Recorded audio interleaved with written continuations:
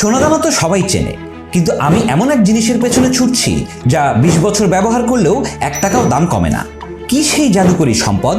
এই জিনিসের ভ্যালু কখনো কমবে না। স্বর্ণের ভ্যালু যেমন দিন দিন বাড়তেছে, এখানে আপনার 100 বছর পুরানো জিনিস যদি থাকে, এটা রিসেল ভ্যালু এখনো আছে।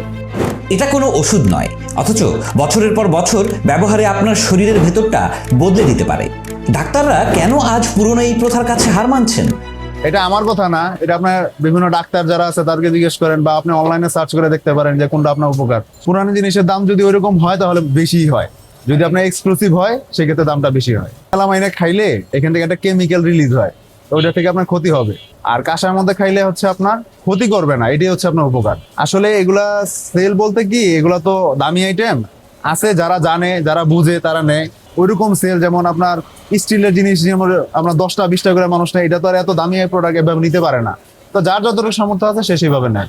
অনলাইনে সেল করি না, তবে অনলাইনে যারা সেল করে তাদের আমি পাইকারি প্রোডাক্ট দেই আর কি, তারা সেল করে। এখানে হচ্ছে আপনার নতুন প্রোডাক্ট আপনি কিনতে পারবেন। আপনার যদি পুরানো থাকে সেইগুলো আমরা কিনি, আবার রিপেয়ারিং করি, আবার পলিশও করি।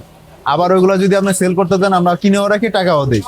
সব ধরনের ব্যবস্থাই আছে। এটা আপনার জিনিসের কন্ডিশনের উপরে, এই জিনিসের ভ্যালু কখনো কমবে না। স্বর্ণের ভ্যালু যেমন দিন দিন বাড়তেছে, এখানে আপনার 100 বছর পুরানো জিনিস যদি থাকে, এটা রিসেল ভ্যালু এখনো আছে।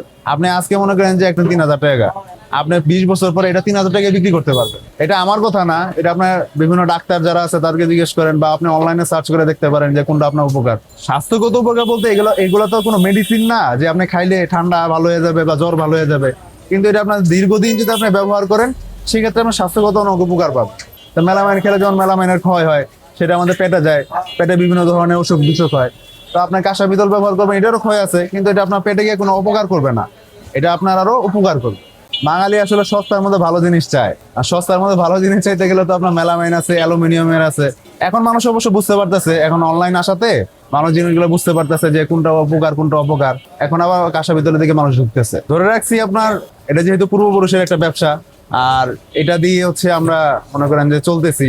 আমার বাবা এটা দিয়ে আমাদের ভাই বোন যারা আছে সবাই মানুষ করছে, তো এই জন্য এই জিনিসটা ধরে রাখা আর কি। এটার প্রতি একটা ভালোবাসা আছে, অবশ্যই ভালোবাসা থেকে ধরে রাখা। আমাদের এই ব্যবসা মোটামুটি আপনার 100 বছরের পুরানো। এখানে আপনার কাঁসা পিতল তামার যত ধরনের আইটেম আছে সব ধরনের প্রোডাক্টই সেল হয়। এই ব্যবসাটা শুরু করছে আমার বাবা। তো রাসমোহন বাসনালয় ছিল আমার বাবার মালিকের দোকান, তো ওই দোকানে আমার বাবা চাকরি করতেন। তো এখান থেকে হচ্ছে আপনার রাসমোহন বাসনালয়ের শুরু।